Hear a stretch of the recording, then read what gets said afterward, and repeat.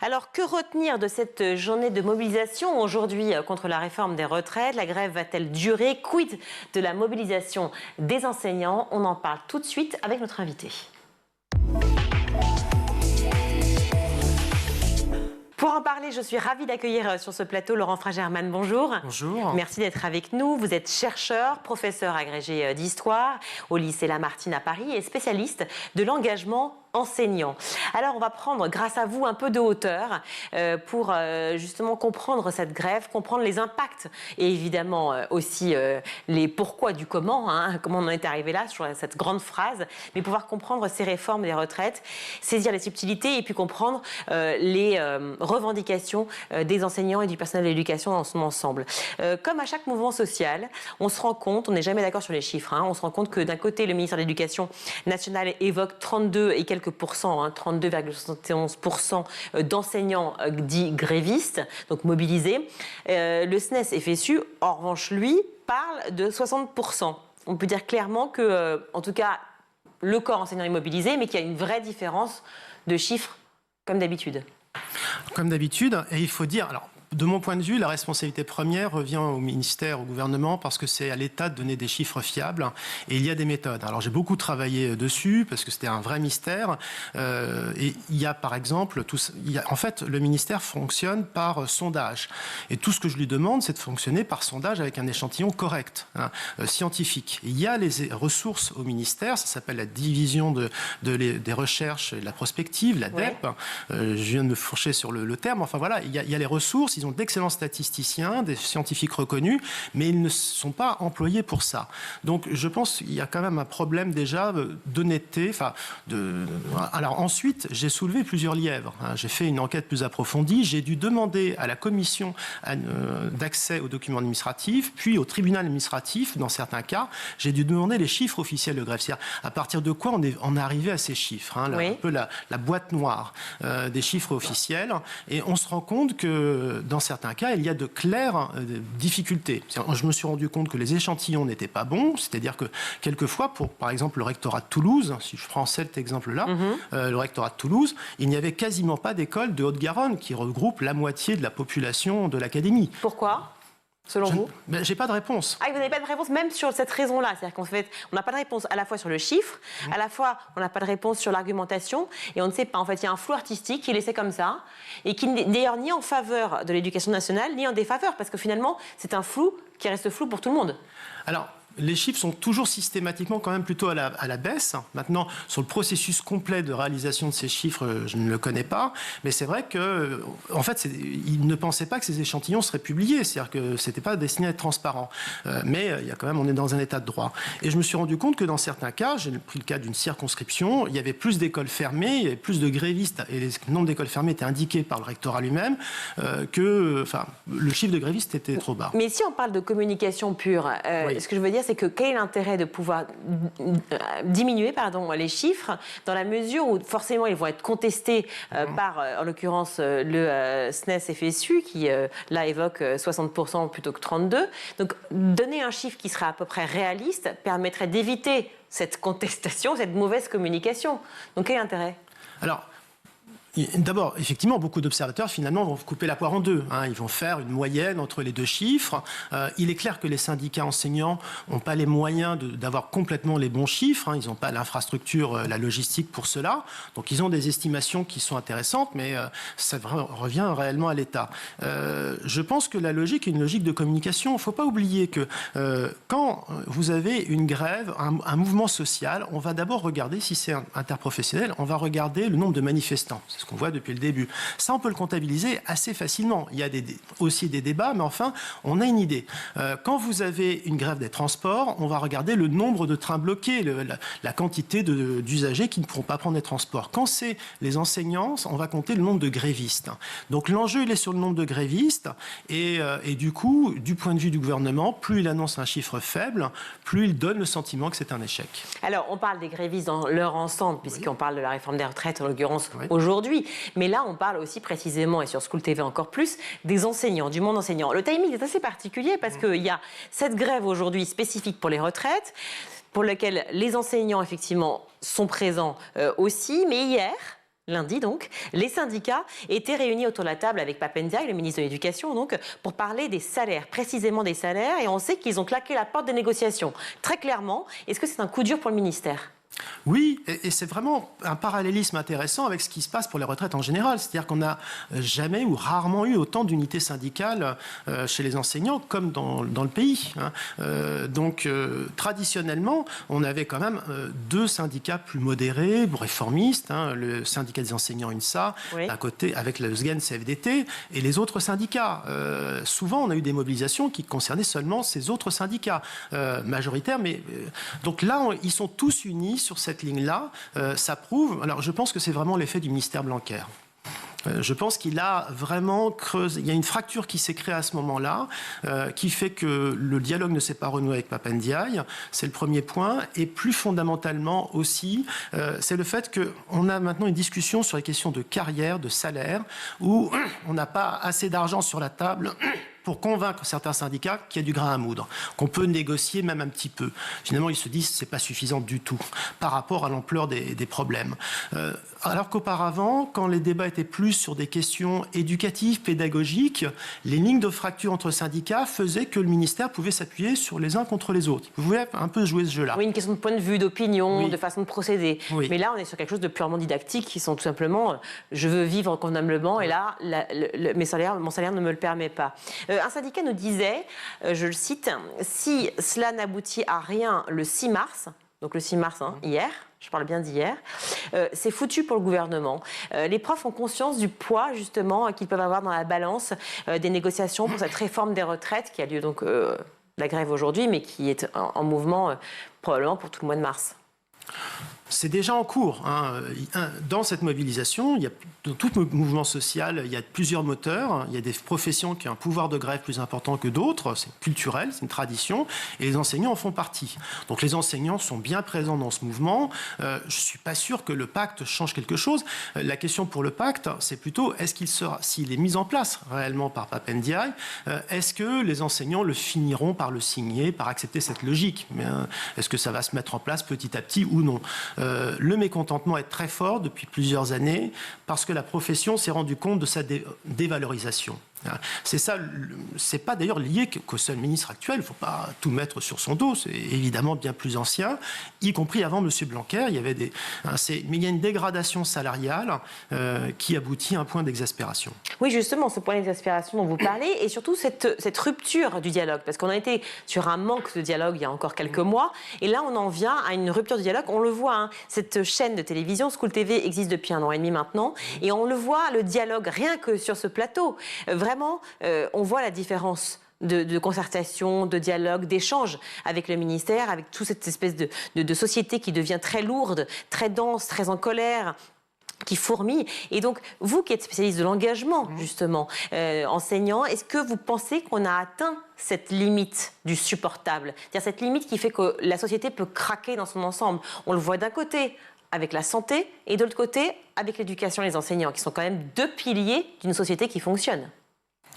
Alors, juste sur les enseignants, je répondrai. Moi, j'ai le sentiment, je suis frappé par la dégradation. Et je pense que ce n'est pas bon du tout, effectivement. Depuis plusieurs années, je fais l'hypothèse qu'à un moment donné, on aura un problème sur le recrutement. Sur la volonté des nouvelles générations de s'engager dans le métier enseignant. Or, on a besoin d'au moins un tiers des étudiants actuels pour combler pour avoir les postes, les professeurs de l'avenir. Donc, on a besoin que massivement les étudiants se tournent vers là. La Cour des comptes a fait un sondage sur les motivations de ces étudiants, y compris pour ne pas se présenter. Malheureusement, ce sondage est resté secret. Donc, c'est pareil, j'ai lancé une bataille juridique pour obtenir sa publication. Donc, moi, je suis inquiet parce que je pense qu'à un moment donné, il y a une rupture qui se fait. Vous voyez, l'exaspération finit par arriver. Une rupture au niveau du salaire, bien sûr, mais pas que. Au niveau, finalement, beaucoup d'enseignants se questionnent sur leur place dans la société. Alors, c'est très ancien, en fait. Alors ça remonte à quand, justement ? C'est très intéressant. Oui, parce qu'il ne faut pas non plus être dans le discours uniquement négatif. Bon, c'est mon côté historien. Il y a toujours des les précédents. En fait, depuis longtemps, on a, dans les années 70, par exemple, il y avait déjà une majorité d'enseignants qui n'avaient pas envie de conseiller leur métier à leurs enfants, hein, quand on leur posait la question dans les sondages. On avait déjà beaucoup d'enseignants qui s'estimaient mal classés dans l'échelle sociale. Pas reconnus ? Pas reconnus. Ça existait déjà. Mais ça s'est beaucoup amplifié et c'est maintenant la thématique, en plus avec les réseaux sociaux, etc., il y a quelque chose qui va plus vite. Et la thématique du prof bashing, hein, c'est le terme qu'ils utilisent, est une thématique forte. Un peu l'idée que finalement, on s'en prend trop souvent aux enseignants. Oui, mais alors ça, est-ce que ça vient de la population civile ou est-ce que c'est une manœuvre politicienne pour justement essayer de faire taire un peu le peuple et tous ceux qui font marcher la société pour calmer les esprits et pour pouvoir gouverner peut-être soi-disant mieux? Alors, ça a été un peu utilisé clairement, pour moi, hein, mais c'est une analyse qui peut être discutée. Hein. Moi, je pense que ça a été utilisé par Jean-Michel Blanquer parce que tout le monde est d'accord sur le fait qu'il ne s'adressait pas aux enseignants, mais à l'opinion publique, avec un succès incontestable d'ailleurs. Et quand au moment du Covid, quand il a jeté en pâture l'opinion publique, il a dit qu'il y avait un chiffre de 5% d'enseignants qui avaient été défaillants pendant le confinement. Oui. Ce chiffre sortait de nulle part. À la limite, ça pouvait être plus comme ça pouvait être moins. C'est-à-dire qu'il n'avait pas il n'y avait aucune étude réelle qui était à la base de ce chiffre et c'était quand même assez... et il aurait pu au contraire valoriser le fait que beaucoup d'enseignants, dans des conditions très particulières, s'étaient engagés pour la collectivité. Donc là, il y a eu un point de rupture. Ça peut donc être utilisé par le politique, mais je pense aussi que les enseignants peuvent être paranoïaque, j'exagère, mais au fond, il y a un décalage. Quand les mêmes sondeurs, dans le même sondage, enfin, pas le même sondage, mais quand on demande aux familles, aux parents d'élèves, qu'est-ce que vous pensez des enseignants? Et quand on demande aux enseignants, qu'est-ce que vous pensez que les parents d'élèves pensent de vous, eh bien, on a des décalages assez importants. Vous avez cette impression-là, parce que c'est vrai que toutes les personnes qu'on reçoit sur ce plateau nous disent tous quand même que leurs conditions de travail sont très compliquées. Déjà, de manière verticale, c'est-à-dire parce que le ministère de l'Éducation ne leur apporte pas effectivement reconnaissance, salaire et conditions de travail agréables, certes d'une part, mais aussi et réellement parce que les élèves ne se comportent pas bien avec les enseignants, parce que les parents ne sont pas du tout reconnaissants du travail qui est effectué, ils sont trop intrusifs dans la vie étudiante finalement, donc entre élèves et enseignants. Donc on sent bien que, si vous voulez, cet état d'esprit est quand même très vécu de la part des enseignants. Je pense que c'est une question, on est dans la modernité, c'est-à-dire que les enseignants, comme toutes les professions, on parlait des professions médicales par ailleurs, ça a été un traumatisme pour les professions médicales quand on a eu des lois sur les usagers, ils ont dû avoir, il y avait plus de papiers à remplir, etc. Mais c'était aussi des droits des usagers nouveaux. Donc la question c'est comment on fait pour que ça se passe bien, en sachant que à partir du moment où les parents ont plus leur mot à dire, les élèves aussi, évidemment, il y a plus de possibilités de tension. De ce point de vue-là, je pense qu'on est loin du compte. On n'a pas dans l'école publique, on n'a pas cette culture de travailler avec les parents, de faire connaître le point de vue des différents acteurs du système. On a du mal à travailler ensemble. Il faut le reconnaître. Quand je dis on, c'est aussi bien des parents que des... Il y a des parents qui, avec le confinement, et même avant, se sont imaginés que dès que leurs enfants seraient malades, ils pourraient avoir un cours, peut-être, enfin... ça ne marche pas tout à fait comme ça, le cours rectoral. Vous voyez, il y a des parents qui le demandent d'une manière très polie et ça se passe bien. Il y en a d'autres qui n'ont pas les codes ou qui ont des comptes à régler avec le système. Donc, je pense qu'il y a des choses qui ne sont pas forcément du ressort d'une politique, que le ministère peut aider à améliorer, mais qui sont quand même des problèmes fondamentaux du système. Je pense qu'on doit aller vers plus de travail avec les parents, avec les élèves, et que, par rapport à ce que vous dites, quelque chose dans lequel je me reconnais profondément, y compris en tant qu'enseignant moi-même en lycée, c'est le fait qu'on a des élèves, on a un problème de discipline, enfin de climat scolaire, qui est parmi les plus élevés en Europe. L'enquête PISA le dit. Oui. Donc on a des vrais soucis de ce point de vue-là, et pendant longtemps on a caché la poussière sous le tapis. Et ça produit une exaspération. Maintenant les enseignants, ils ne sont pas pour des méthodes, en réalité beaucoup d'enseignants ne sont pas pour du tout répressif, mais ils ont envie qu'on les soutienne plus et qu'on les aide à faire leur travail. Qu'ils soient respectés en fait. Oui, et qu'ils puissent enseigner. Ils sont là pour ça. Bien sûr. Est-ce qu'on a ce sentiment, et vous l'avez, de ces élèves, justement, puisque je rappelle que vous êtes aussi agrégé d'histoire, donc au lycée Lamartine. Donc en fait, voilà, professeur, c'est aussi un de vos métiers. Oui. Donc, est-ce que vous avez le sentiment que finalement vous incarnez cette fonction publique, les fonctionnaires de manière générale, et que les élèves que vous avez en face, qui sont d'autant plus engagés finalement que notre génération ou celle d'avant, peut-être, sont en défiance par rapport à la société, la fonction publique, le système, voilà, ce qu'on appelle le système? Alors, dans certains cas, on incarne une figure d'ordre, alors qu'on a des modèles éducatifs familiaux très variés. Et dans certains cas, clairement, il n'y a qu'à l'école qu'on leur pose des limites, qu'on dit, voilà, il y a un cadre. Et le côté collectif de l'enseignement fait qu'on est obligé de cela, même si on a, quelles que soient nos idées pédagogiques, il faut à un moment donné faire en sorte que le cours ait lieu. Et y compris une discussion, quelque chose, il faut la cadrer, il faut que tout le monde puisse s'écouter. Donc ça, c'est un gros travail. Je ne ressens pas un rejet, j'ai jamais ressenti dans ma carrière un rejet complet de la figure de l'enseignant. C'est pas ce que j'ai ressenti. Mais ce que j'ai ressenti, c'est que s'il n'y avait pas un minimum d'implication des élèves, moi-même, j'y perdais goût. C'est trop difficile, c'est quand même un métier où on s'implique, et donc s'impliquer autant d'heures par semaine, c'est pas avec, si on a des élèves en face qui sont complètement passifs ou opposés, c'est très difficile. Évidemment. Je reviens sur cette journée de manifestation, de grève. Est-ce que tous ceux qui sont venus sur ce plateau et que je vois aussi par ailleurs chez mes confrères, qui expriment leur mécontentement, je parle de tout le personnel de l'éducation, les enseignants et autres, parlent d'une faillite d'un système, et notamment dû justement à toute l'administration, au côté administratif. Est-ce que pour vous, ce n'est pas là la raison essentielle de cette grève? Alors, on a une administration qui fonctionne mal depuis longtemps et qui, avant, avait une béquille, c'était les syndicats.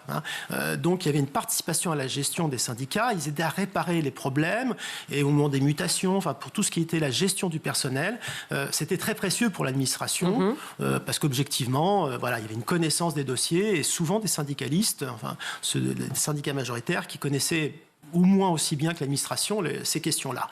Maintenant, c'est complètement fini, et donc on a vraiment, on est un peu au royaume du père Ubu dans certains cas. Alors, quand on est titulaire, bien installé dans son établissement, c'est pas le même vécu. Mais quand vous avez, on doit recruter des dizaines de milliers de jeunes profs, et quand on leur dit vous allez vous installer à 3 départements de votre lieu, enfin, dans les conditions dans lesquelles ça se fait, c'est très compliqué. Je pense que ça s'aggrave parce que on veut injecter un système de management venu du privé. Et on a en fait la coexistence entre le côté bureaucratique traditionnel, très hiérarchisé, où finalement c'est le ministère qui décide de l'essentiel, et à côté on dit aux établissements soyez autonomes, soyez souples, faites ce que vous voulez. Là c'est une opposition qui est incompréhensible pour tout le monde en fait. Oui, et ça crée beaucoup d'interférences. Évidemment. Je rappelle quand même que faire grève, eh bien, quand on est fonctionnaire et quand on travaille dans le privé, il n'y en a pas les mêmes conséquences sur le salaire. Chaque jour de grève entraîne un retrait d'une journée de salaire pour les enseignants, même s'ils n'ont fait grève qu'une heure, c'est ça? Oui. Voilà, donc dans le privé, c'est pas le cas, évidemment. Donc, est-ce que ça peut justement dissuader de faire grève, et quel est l'impact pour les enseignants? Par exemple, souvent, on se rend compte, et c'est d'ailleurs le cas aujourd'hui, que les grèves sont en début de semaine et pas en fin de semaine. Alors, d'abord, quand même, les enseignants font 3 à 4 fois plus grève qu'un salarié normal. Oui, et ce, depuis longtemps. Je l'ai vu sur votre site, j'ai bien épluché tout, et ça fait très très longtemps, parce que j'ai même lu, il y a à peu près plus de 700 ans, 800 ans de cela. Et du coup, en même temps, il y a eu un moment, il y a 5-6 ans, où on pouvait se demander si ça allait continuer. Oui. Il y a une petite baisse du temps de Hollande, puis finalement, ça remonte très clairement. Là, on voit, il y a plusieurs grèves majoritaires d'affilée, c'est très frappant. Alors, le 30e indivisible, c'est-à-dire on fait grève 1 heure, puis finalement toute la journée décomptée, c'est tellement ancré dans la profession, chez les fonctionnaires d'État en général, depuis 1963, avec une petite intermède dans les années 80, que ça ne change pas grand-chose. En fait, ça limite les débrayages, un coup de colère dans un établissement. Voilà. Donc, les journées, les gens sont habitués, ils font grève une journée. Le souci, c'est plutôt l'arrêt au Mont, dont on ne sait pas s'il sera appliqué, et en plus, on ne sait pas s'il sera applicable. On rappelle ce que c'est, ça date de 78, c'est ça? Oui. Donc en fait, je crois que c'est un professeur qui fait grève le vendredi et aussi lundi. Eh bien, on lui compte en fait, c'est ça, l'intervalle ne sera pas payé pendant 4 jours. C'est ça. Samedi et dimanche compris, en fait. Ou entre le mardi et le jeudi, le mercredi, il n'aurait pas cours, mais dans ce cas-là, il serait quand même décompté de son traitement. Alors, on sait pas, quand je vous dis qu'on ne sait pas si c'est applicable, c'est-à-dire qu'il n'y a pas eu de guérilla juridique qui soit allé jusqu'au bout, qui soit allé jusqu'à la justice européenne. Et donc, comme on est quand même dans un système très différent du système public, du système du privé et de ce qui existe dans les pays voisins, il n'est pas du tout évident que ça soit mis en œuvre. Mais en tout cas, pour l'instant, ça a été mis en œuvre partiellement en 2003. Pas les dimanches, mais les samedis avaient été décomptés, les mercredis aussi. Et donc, l'un dans l'autre, il est possible, c'est un risque pour les enseignants qui feraient grève. S'ils font une grève reconductible continue, c'est un risque pour eux qu'il y ait ces jours en plus. Bon, dernière question, Laurent Germain, parce que quand même c'est la question qui nous occupe. Oui. Là, une grande partie de la France fait grève, tout le monde est sur le qui-vive. On sent bien que les enseignants sont extrêmement mobilisés sur la question. Ils le sont pour la réforme des retraites, mais aussi pour leur statut. Donc je rappelle, les conditions de travail, le manque de reconnaissance et évidemment les salaires. Est-ce qu'on peut imaginer et espérer que ces grèves-là aient un réel impact sur les conditions de travail des enseignants? Je pense qu'elles participent d'un rapport de force. Alors, c'est toujours le cas, ça. Oui, bien sûr. C'est une grève. C'est le principe d'une grève, c'est-à-dire c'est l'idée que finalement, attention, les gens sont capables de se mobiliser, donc ne proposez pas n'importe quoi, ou essayez qu'il y ait quand même un minimum de dialogue social. Après, donc oui, il y a plus de dialogue quand on entend, en fait, par exemple, la France Insoumise demander aux étudiants de mobiliser, enfin de complètement saturer les facs, etc., et de faire un blocus. On se doute bien que là, il n'y a plus de dialogue possible. Enfin, je veux dire, on est dans un arrêt total. Alors, on est dans... De toute façon, tous les syndicats, c'était ça qui était frappant, même les plus modérés, ont dit qu'il fallait durcir le mouvement et qu'on pouvait aller jusqu'à la grève reconductible. Donc, c'est-à-dire que tout le monde se dit, pour gagner, il y a besoin de monter d'un cran. C'est pas spécifique à un parti politique, quel qu'il soit. Oui, oui. Maintenant, je pense, oui, de toute façon, cette conflictualité nouvelle, déjà, elle a mis fin à la carrière de M. Blanquer. Alors, je pense pas que ce soit l'objectif premier, mais on a vu que... Non, mais changer de ministre, je ne dis pas. Enfin, je n'ai pas donné d'opinion là-dessus. Oui. Mais ce que je veux dire, c'est que ça ne changera peut-être pas forcément la situation des enseignants demain. Ce sera un autre ministre qui fera encore d'autres réformes, etc., comme l'ont vécu les enseignants depuis 25 ans. Alors, vous savez, alors, ce que vous dites est partiellement vrai. Moi, je vais regarder le verre à moitié plein. Quand même, si on regarde ce qui s'est passé, par exemple, en Grande-Bretagne, dans les années de Thatcher, donc il y a plus de 40 ans, le pouvoir syndical a été complètement brisé. Les gens sont restés syndiqués, mais le pouvoir a beaucoup diminué. On a eu des reculs très importants, ce qu'on appelait la révolution conservatrice. Et depuis 30 ans, au moins, vous avez des gens en France qui m'ont mis à l'agenda politique le fait de reproduire cette révolution conservatrice chez nous. Et le statut des fonctionnaires, les principaux éléments du statut des enseignants sont restés debout. Donc je pense que les syndicats en défense n'ont pas si mal joué. Merci beaucoup Laurent Germain d'avoir été avec nous sur ce plateau pour nous éclairer justement sur les mouvements de grève, sur toute l'histoire finalement de l'engagement enseignant et puis surtout ce qui se passe en ce moment, bien entendu en France, à la fois sur la question des retraites mais aussi sur le statut des enseignants. Merci beaucoup d'avoir été avec nous. Merci. On marque une courte pause, on se retrouve.